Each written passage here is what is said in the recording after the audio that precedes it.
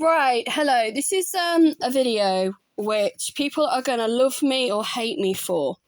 Now, I did a house clearance for a friend the other day because they had loads and loads of stuff they didn't want.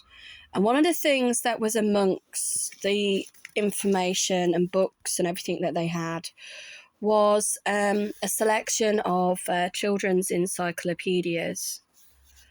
And this is volume 1.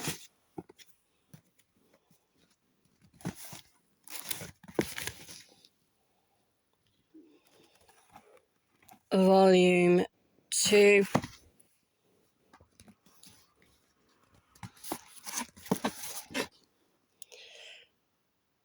Volume 3. And Volume 4. Now, for anybody to have had this type of information in their house or in an educational establishment when these were first published, it would have been like gold dust. Because to have any books back when books would have been really expensive, you couldn't just go and get them from Poundland or from a charity shop. Books were big business, and only people that were well off would have books. I mean, these are hardback books, but unfortunately they are damaged, as you can see.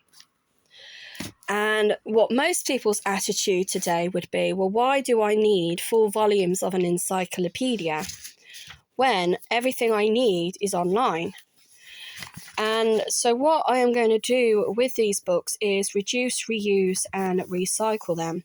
So all of the plates that are in these books, I am going to try and carefully remove and keep separate in a folder, and then reuse for an art project or maybe even frame. And the rest of the book, I am going to attempt to make bookends out of them.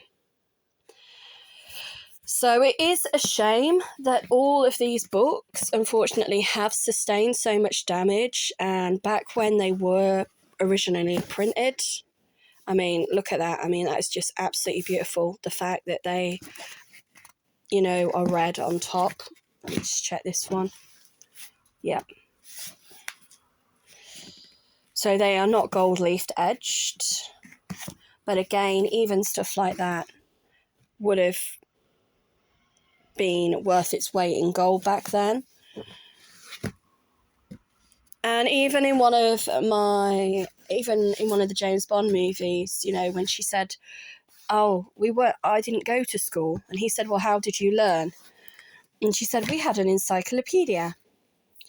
And that would have been Ursula Andress, who was Honey Rider. And I always forget which James Bond movie that is. So if anyone could remind me, that'd be very much appreciated. So yes, to have an encyclopedia of knowledge like this would have been absolutely amazing. And it is such a shame that, unfortunately, one, because of the condition they're in, they're not really worth anything to anybody. And secondly, if I hadn't have taken these, they would have ended up in a landfill. So what I'm carefully going to do is remove the plates from the books and then put them into a clear plastic wallet and use them again in the future.